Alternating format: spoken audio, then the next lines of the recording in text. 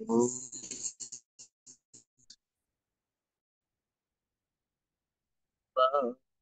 स्वाहा तत्सवितुर्वरेण्यम् भर्गो देवस्य धीमहि धियो यो नः प्रचोदयात्।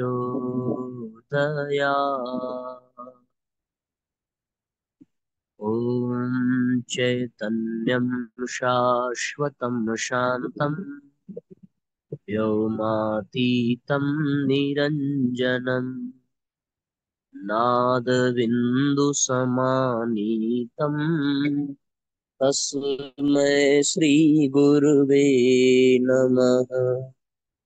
ॐ सद्गुरुचरण कमलेभ्यो नमः।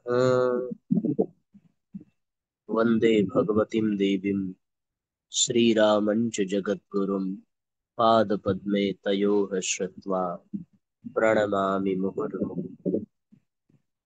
परम पूज्य गुरुदेव परम वंदनीय माता जी के दिव्य संरक्षण में विराजमान ऑनलाइन दैनिक स्वाध्याय के आज के सत्र में आप सभी आत्मीय बंधुओं का बहुत बहुत स्वागत, बहुत बहुत अभिनंदन है साथियों। आइए भावपूर्वक आज के सत्र का हम सभी शुभारंभ करते हैं। आज हम लोग एक नई पुस्तक विचारों की उत्कृष्टता प्रगति का मूल मंत्र, इसका स्वाध्याय प्रारंभ करने जा रहे हैं। परम पूज्य गुरुदेव के द्वारा लिखी गई ये विचारों के नियंत्रण के लिए, विचार संयम के लिए बड़ी अद्भुत पुस्तक है। आइए प्रारंभ करें आज के सत्र को। आप सब लोग अधिक से अधिक शेयर जरूर करें, जिससे कि अधिक से अधिक लोगों तक हम पूज्य गुरुदेव के इन आध्यात्मिक सूत्रों को पहुंचा सकें। इस पुस्तक का पहला अध्याय है, विचार ही जीवन का निर्माण करते हैं। यहाँ से साथियों प्रारंभ करते हैं हम लोग। सबको आवाज आ रही है? एक बार बता दें। मनुष्य का जीवन उसके विचारों का प्रतिबिंब है। सफलता, असफलता, उन्नति, अवनति, तुच्छता, महानता, सुख, दुख, शांति, अशांति आदि सभी पहलू मनुष्य के विचारों पर निर्भर करते हैं। किसी भी व्यक्ति के विचार जानकर उसके जीवन का नक्शा सहज ही मालूम किया जा सकता है। मनुष्य को कायर, वीर, स्वस्थ, अस्वस्थ, प्रसन्न, अप्रसन्न कुछ भी बनाने में उसके विचारों का महत्वपूर्ण हाथ होता है। तात्पर्य ये है कि अपने विचारों के अनुरूप ही मनुष्य का जीवन बनता और बिगड़ता है। मनुष्य का जीवन साथियों विचारों का प्रतिबिंब है। ये बात सहजता से समझ में आने वाली नहीं है, लेकिन जब हम लोग गंभीरता से इस पर चिंतन करेंगे तो ये पूर्ण रूपेण सत्य है कि जिसके विचार जैसे होते हैं उसका जीवन वैसा ही होता है। अगर उत्कृष्ट विचार है तो उन्नति होगी, अशुद्ध विचार है तो अवनति होगी, तुच्छ विचार है तो जीवन तुच्छता से भरा रहेगा, महान विचारों की श्रृंखला है मस्तिष्क में तो जीवन महान बनेगा। शांति, अशांति, सुख, दुख सब कुछ मनुष्य के विचारों पर ही निर्भर है। किसी व्यक्ति के विचार जान करके हम उसके जीवन को अवश्य जान सकते हैं। मनुष्य को कायर, वीर, स्वस्थ, अस्वस्थ, प्रसन्न, अप्रसन्न कुछ भी बनाने में उसके विचारों का महत्वपूर्ण हाथ होता है। तात्पर्य ये है कि अपने विचारों के अनुरूप ही मनुष्य का जीवन बनता बिगड़ता है। अच्छे विचार उसे उन्नत बनाएंगे तो हीन विचार मनुष्य को गिराएंगे। स्वामी रामतीर्थ ने कहा है मनुष्य के जैसे विचार होते हैं वैसा ही उसका जीवन बनता है। स्वामी विवेकानंद ने कहा था, स्वर्ग और नरक कहीं अन्यत्र नहीं, इनका निवास हमारे विचारों में ही है। भगवान बुद्ध ने अपने शिष्यों को उपदेश देते हुए कहा था, भिक्षुओं, वर्तमान में हम जो कुछ हैं अपने विचारों के ही कारण हैं, और भविष्य में जो कुछ भी बनेंगे वह भी अपने विचारों के कारण। शेक्सपियर ने लिखा है, कोई वस्तु अच्छी या बुरी नहीं है, अच्छाई बुराई का आधार हमारे विचार ही है। ईसा मसीह ने कहा था, मनुष्य के जैसे विचार होते हैं वैसा ही वह बन जाता है। प्रसिद्ध रोमन दार्शनिक मार्क्स आरेलियस ने कहा है, हमारा जीवन जो कुछ भी है हमारे अपने ही विचारों का फल स्वरूप है। प्रसिद्ध अमेरिकी लेखक डेल कार्नेगी ने अपने अनुभवों पर आधारित तथ्य प्रकट करते हुए लिखा है, जीवन में मैंने सबसे महत्वपूर्ण कोई बात सीखी है तो वह है विचारों की अपूर्व शक्ति और महत्ता। विचारों की शक्ति सर्वोच्च तथा अपार है।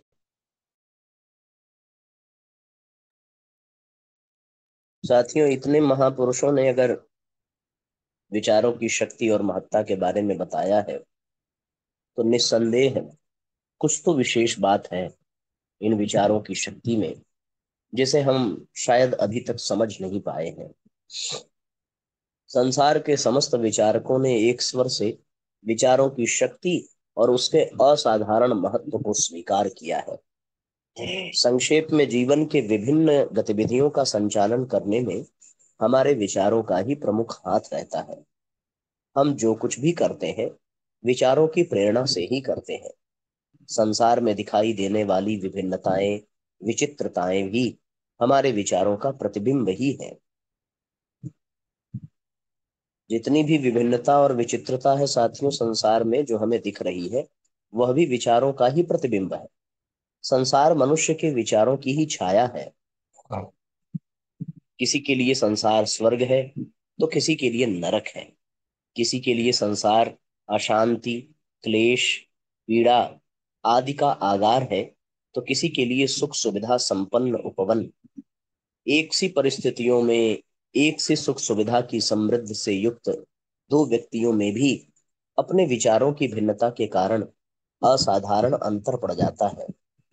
एक जीवन में प्रतिक्षण सुख सुविधा, प्रसन्नता, खुशी, शांति, संतोष का अनुभव करता है तो दूसरा पीड़ा, शोक, क्लेशमय जीवन बिताता है। इतना ही नहीं, कई व्यक्ति कठिनाई का अभावग्रस्त जीवन बिताते हुए भी प्रसन्न रहते हैं तो कई समृद्ध होकर भी जीवन को नारकीय यंत्रणा समझते हैं। एक व्यक्ति अपनी परिस्थितियों में संतुष्ट रहकर जीवन के लिए भगवान को धन्यवाद देता है तो दूसरा अनेक सुख सुविधाएं पाकर भी असंतुष्ट रहता है, दूसरों को कोसता है, महज अपने विचारों के ही कारण। प्राचीन ऋषि मुनि आरण्यक जीवन बिताकर, कंदमूल फल खाकर भी संतुष्ट और सुखी जीवन बिताते थे और धरती पर स्वर्गीय अनुभूति में मग्न रहते थे। एक और आज का मानव है जो पर्याप्त सुख सुविधा, समृद्धि, ऐश्वर्य, वैज्ञानिक साधनों से युक्त जीवन बिताकर भी अधिक क्लेश, अशांति, दुख, उद्विग्नता से परेशान है। यह मनुष्य के विचार चिंतन का ही परिणाम है। अंग्रेजी के प्रसिद्ध लेखक स्वर्ड अपने प्रत्येक जन्मदिन में काले और भद्दे कपड़े पहनकर शोक मनाया करते थे। वो कहते थे, अच्छा होता ये जीवन मुझे न मिलता, मैं दुनिया में न आता। इसके ठीक विपरीत अंधे कवि मिल्टन कहा करते थे, भगवान का शुक्रिया है जिसने मुझे जीने का अमूल्य वरदान दिया। नेपोलियन बोनापार्ट ने अपने अंतिम दिनों में कहा था, अफसोस है कि मैंने जीवन का एक सप्ताह भी सुख शांति पूर्वक नहीं बिताया। जबकि उसे समृद्धि, ऐश्वर्य, संपत्ति, यश आदि की कोई कमी नहीं रही। सिकंदर महान भी अपने अंतिम जीवन में पश्चाताप करता हुआ ही मरा। जीवन में सुख, शांति, प्रसन्नता अथवा दुख, क्लेश, अशांति, पश्चाताप आदि का आधार मनुष्य के अपने विचार है, अन्य कोई नहीं। समृद्धि, ऐश्वर्य, संपन्न जीवन में भी व्यक्ति गलत विचारों के कारण दुखी रहेगा। और उत्कृष्ट विचारों से अभावग्रस्त जीवन में भी सुख, शांति, प्रसन्नता का अनुभव करेगा। यह एक सुनिश्चित तथ्य है। तो साथियों, हमारे सुख दुख, अच्छी बुरी स्थिति का आधार परिस्थितियां नहीं है। इनका आधार कोई व्यक्ति विशेष नहीं है। हम सारी दुनिया को अपने हिसाब से बना नहीं सकते, और सब कुछ अपने हिसाब से बन भी जाए तो भी अगर हमारे विचार निकृष्ट हैं, तो सब कुछ अपने हिसाब से होने के पश्चात भी हम सुख का, आनंद का अनुभव नहीं कर पाएंगे। और यदि हम कुछ भी अपने अनुकूल न पावे, परंतु हमारे विचार ऊंचे हों, श्रेष्ठ हों, तो फिर प्रतिकूल से प्रतिकूल परिस्थिति में भी हम आनंद का अनुभव कर सकते हैं। इसलिए साथियों, हमें सदैव उत्कृष्ट विचारों का अभ्यास करना चाहिए, निकृष्ट विचारों को छोड़ देना चाहिए। संसार एक शीशा है। इस पर हमारे विचारों की जैसी छाया पड़ेगी, वैसा ही प्रतिबिंब दिखाई देगा। विचारों के आधार पर ही संसार सुखमय अनुभव होता है। पुरोगामी, उत्कृष्ट, उत्तम विचार जीवन को ऊपर उठाते हैं, उन्नति, सफलता, महानता का पथ प्रशस्त करते हैं। तो हीन, निम्नगामी, कुत्सित विचार जीवन को गिराते हैं। विचारों में अपार शक्ति है, जो सदैव कर्म की प्रेरणा देती है। वह अच्छे कार्यों में लग जाए तो अच्छे, और बुरे मार्ग की ओर प्रवृत्त हो जाए तो बुरे परिणाम प्राप्त होते हैं। विचारों में एक प्रकार की चेतना शक्ति होती है। किसी भी प्रकार के विचारों में एक स्थान पर केंद्रित होते रहने पर उनकी सूक्ष्म चेतन शक्ति घनीभूत हो जाती है। प्रत्येक विचार आत्मा और बुद्धि के संसर्ग से पैदा होता है। बुद्धि उसका आकार प्रकार निर्धारित करती है, तो आत्मा उसमें चेतना फूंकती है। इस तरह विचार अपने आप में एक सजीव किंतु सूक्ष्म तत्व है। मनुष्य के विचार एक तरह की सजीव तरंगे हैं, जो जीवन, संसार और यहाँ के पदार्थों को प्रेरणा देती रहती हैं। इन सजीव विचारों का जब केंद्रीयकरण हो जाता है, तो एक प्रचंड शक्ति का उद्भव होता है। स्वामी विवेकानंद ने विचारों की इस शक्ति का उल्लेख करते हुए बताया है, कोई व्यक्ति भले ही किसी गुफा में जाकर विचार करे, और विचार करते करते ही वह मर भी जाए, तो वे विचार कुछ समय उपरांत गुफा की दीवारों का विच्छेद कर बाहर निकल पड़ेंगे और सर्वत्र फैल जाएंगे। वे विचार तब सबको प्रभावित करेंगे। विचारों में इतनी शक्ति होती है। मनुष्य जैसे विचार करता है, उनकी सूक्ष्म तरंगे विश्व आकाश में फैल जाती हैं। सम स्वभाव के पदार्थ एक दूसरे की ओर आकर्षित होते हैं। इस नियम के अनुसार उन विचारों के अनुकूल दूसरे विचार आकर्षित होते हैं और व्यक्ति को वैसे ही प्रेरणा देते हैं। एक ही तरह के विचार घनीभूत होते रहने पर प्रचंड शक्ति धारण कर लेते हैं और मनुष्य के जीवन में जादू की तरह प्रभाव डालते हैं।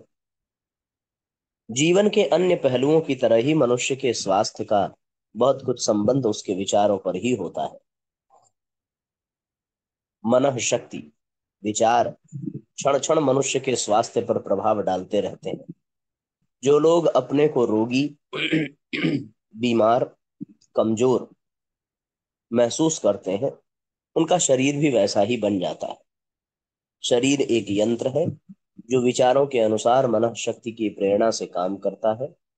जैसे विचार होंगे, वैसा ही प्रभाव शरीर पर दृष्टिगोचर होगा। हीन विचार, शोक, चिंता आदि के कारण रक्त का प्रवाह मंद हो जाता है और शरीर में जड़ता, शिथिलता पैदा हो जाती है। दिल की धड़कन मंद हो जाती है, स्नायु संस्थान सुस्त हो जाता है। इसी तरह उत्तेजना, क्रोध, आवेश के विचारों से शरीर पर भारी तनाव पड़ता है, रक्तचाप बढ़ जाता है, शरीर में एक प्रकार का विष उत्पन्न होने लगता है, शरीर के सभी अंगों का कार्य अस्त व्यस्त हो जाता है। इस तरह के लोग जल्दी ही अस्वस्थ होकर रोगी जीवन बिताते हैं। वैज्ञानिक खोजों के आधार पर यह सिद्ध हो गया है कि मनुष्य की बीमारी अस्वस्थता का प्रधान कारण मानसिक स्थिति ही होती है। अपने आप को कमजोर, रोगी समझने वाले लोग सदैव अस्वस्थ ही रहते हैं। विचारों का हमारे जीवन में महत्वपूर्ण स्थान है। अपने सुख दुख, हानि लाभ, उन्नति अवनति, सफलता असफलता, सभी कुछ हमारे अपने विचारों पर निर्भर करते हैं। जैसे विचार होते हैं वैसा ही हमारा जीवन बनता है। संसार कल्प वृक्ष है, उसकी छाया तले बैठकर हम जो भी विचार करेंगे वैसे ही परिणाम प्राप्त होंगे। जो अपने आप को सद्विचारों से भरे रखते हैं वे पग पग पर जीवन के महान वरदानों से विभूषित होते हैं। सफलता, महानता, सुख शांति, प्रसन्नता के परितोष उन्हें मिलते। इसके विपरीत जो अपने आप को हीन, अभागा, बदनसीब समझते हैं उनका जीवन भी दीनहीन बन जाता है। विचारों से गिरे हुए व्यक्ति को फिर परमात्मा भी नहीं उठा सकता। जो अंधकार में निराशावादी विचार रखते हैं उनका जीवन कभी उन्नत और उत्कृष्ट नहीं बन सकता। मनुष्य को वही मिलता है जैसे उसके विचार होते हैं। साथियों, ये बहुत ही मार्मिक बातें हैं। हम अपने जीवन में झांक करके देखें कि हमारे विचारों की स्थिति क्या है। यदि आप विचारों की स्थिति नहीं जान सकते हैं तो आप अपनी परिस्थिति पर विचार करिए। जो परिस्थितियां ऊपर बताई गई हैं उनमें से कौन सी परिस्थिति आपके जीवन में है? क्या आप रोग से ग्रसित हैं? क्या आप अस्वस्थ हैं? क्या आप रक्तचाप के, ब्लड प्रेशर के पेशेंट हैं? क्या आपके जीवन में हमेशा खिन्नता है, हमेशा आक्रोश है, आवेश है, क्रोध है? क्या आपका स्नायु तंत्र बीच बीच में निष्क्रिय हो जा रहा है? आपके जीवन में कमजोरी है? ये सब हमारे विचारों का ही परिणाम है। दूसरी ओर ये भी आप विचार करें कि आपके जीवन में कितनी प्रसन्नता है, कितनी शांति है, कितना सुख है। अब ध्यान देने वाली बात यह है कि सुख शांति संतोष ये जितनी बातें हैं इसके लिए आप किसी और को दोष नहीं दे सकते। इसमें किसी और का कोई हाथ नहीं। क्योंकि यहाँ पूज्य गुरुदेव लिखते हैं, यदि आप सुखी हैं तो केवल और केवल अपने विचारों के कारण, यदि आप दुखी हैं तो दुख का कारण आपके अपने ही विचार है, यदि आप रोगी हैं तो वो रोग भी आपके विचारों के कारण है। आपके विचार अगर ओछे हैं तो आपका शरीर भी रोगी होगा ही, इसे कोई रोक नहीं सकता। विज्ञान भी कहता है कि मानसिक तनाव मानसिक स्थिति के कारण ही व्यक्ति रोगी हो रहा है। ऐसी स्थिति में आप केवल और केवल अपने विचारों पर ही चिंतन करें। विचारों में बड़ा जादू है, वे हमें उठा सकते हैं और गिरा भी देते हैं। आवश्यकता इस बात की है कि हमें आशावादी, उदार, दिव्य, पुरोगामी, उत्कृष्ट विचारों से अपने मन को सराबोर रखना चाहिए। हीन और बुरे विचारों से छुटकारा पाने के लिए उच्च दिव्य विचारों का अभ्यास करना आवश्यक है। बुरे विचारों को सद्विचारों से काटना चाहिए। साथियों, आपके मन में जो भी बुरे विचार आते हो, कभी भी किसी भी परिस्थिति के कारण, अपने परिवार के प्रति, बच्चों के प्रति, माँ बाप के प्रति, सास ससुर के प्रति, माता पिता के प्रति, पति पत्नी के प्रति, उन बुरे विचारों को आप लिख डालिए। जो जो भी आपके मन में बुरे विचार आते हो सारे बुरे विचार लिख डालिए। और फिर उन सब बुरे विचारों के ठीक विपरीत एक दूसरी ओर अच्छे विचार आप लिखना प्रारंभ करें। और आप बुरे विचारों को वहीं पर छोड़ करके अच्छे विचारों को रटना प्रारंभ करिए, ताकि आपका मस्तिष्क उन अच्छे विचारों को आत्मसात कर ले। और जब आप उन अच्छे विचारों की ओर झुकेंगे और आपका मस्तिष्क अच्छे विचारों में रमण करने लगेगा तो कल जो परिस्थितियां आपके लिए विषम थीं, बुरी थीं, बेकार थीं, आज वही परिस्थितियां आपके लिए सुख आनंद का आधार बनेंगी अपने आप। और आप अपने आप को सौभाग्यशाली समझेंगे कि हमें ऐसी परिस्थिति मिली, ऐसा परिवार मिला, भगवान की बड़ी कृपा है हमारे ऊपर, बड़ा सौभाग्य है हमारा। ये सब कुछ आपको बिल्कुल बदला बदला सा लगेगा। पर कब होगा? जब आप अपने उन बुरे विचारों से छुट्टी पाएंगे। आपके बुरे विचार ही आपके पतन का, दुख का, कष्ट का, रोग का, शोक का, परेशानी का सबसे बड़ा कारण है। उन विचारों को आप बदल दीजिए। आप अपने भीतर एक भी गलत विचार मत रहने दीजिए। ना आप संसार में अपने बच्चों को बदल सकते हैं, न माँ बाप को, न सास ससुर को, न पति को, न पत्नी को, न भाई को, न बहन को, न मित्र को, न प्रशासन को, न सरकार को। लेकिन हम अपने विचार तो बदल सकते हैं। अपने विचारों को तो ऊंचा बना सकते हैं। अपने विचारों को तो उत्कृष्ट बना बना सकते हैं। आपको किसी और को बदलने की जरूरत कहाँ है? जो जैसा है उसको वैसा रहने दीजिए, उसको वैसा छोड़ दीजिए। पर आप अपने विचारों को ऊंचा बना लीजिए। इतना ऊंचा विचार आपका हो कि किसी के किसी भी तरह होने का कोई प्रभाव आपके ऊपर न पड़े। आप अपने विचारों को कमजोर मत होने दीजिए। अपने सिद्धांत, अपने आदर्श को मजबूत बना लीजिए। हर शर्त पर अपने आप को अडिग रखिए। जो जिस स्थिति में है उसको उसी स्थिति में छोड़कर आप अपने कर्तव्य पर ध्यान दीजिए। आप अपने चिंतन शैली पर ध्यान दीजिए। आप अपनी भावना पर ध्यान दीजिए। कहीं हमारे विचारों में कोई कमी ना आ जाए, कहीं हमारे कर्तव्य में कोई गिरावट ना आ जाए, कहीं हमारा चिंतन नकारात्मकता की ओर, ईर्ष्या की ओर, आवेश की ओर, क्रोध की ओर, भ्रम की ओर, भय की ओर भटकने न पाए। अपने विचारों को अगर कोई भी बुरे विचार आ रहे हैं किसी के भी प्रति, उसको तुरंत कॉपी पर लिख डालिए।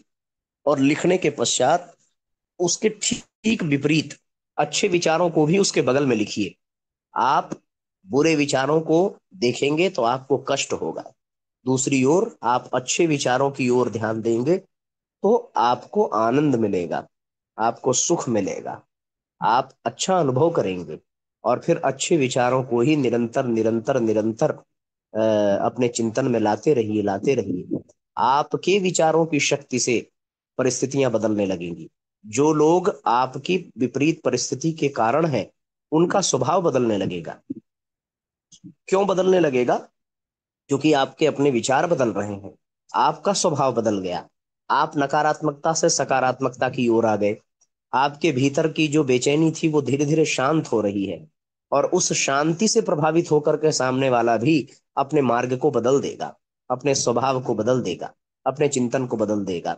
और फिर देखते देखते देखते देखते सब कुछ हमारे अनुकूल प्रतीत होने लगेगा और सब कुछ बहुत अच्छा होने लगेगा। इसलिए साथियों, विचारों के जादू को समझिए, आशावादी बनिए, उदार बनिए, उत्कृष्ट विचारों से अपने मन को भरिए, बुरे विचारों से छुटकारा पाइए और दिव्य विचारों का अभ्यास अवश्य करिए। अभ्यास करेंगे कैसे? लिख करके। बुरे विचार जो आ रहे हैं उनको भी लिख डालिए। लिख डालने से वो बुरे विचार मस्तिष्क से निकल जाएंगे। और फिर उसी के सामने उसी के विपरीत अच्छे विचार लिखिए। और अब अच्छे विचारों का ही चिंतन, उसको रटिए, उसको पढ़िए, उसका चिंतन करिए, उसका अभ्यास करिए। तो आप देखेंगे धीरे धीरे धीरे धीरे अच्छे विचार आपके बुरे विचारों को काट चुके हैं, छांट चुके हैं। बुरे विचार आपके मिट चुके हैं। अब उसमें कहीं कोई कमी नहीं रह गई है। अब अच्छे विचार पूरी तरीके से आपके मन मस्तिष्क को घेरे हुए हैं और आपकी परिस्थितियां भी अच्छे विचारों से बिल्कुल परिपूर्ण है। और आपका जीवन साथियों अच्छा बनता चला जाएगा, आनंद से बढ़ता चला जाएगा।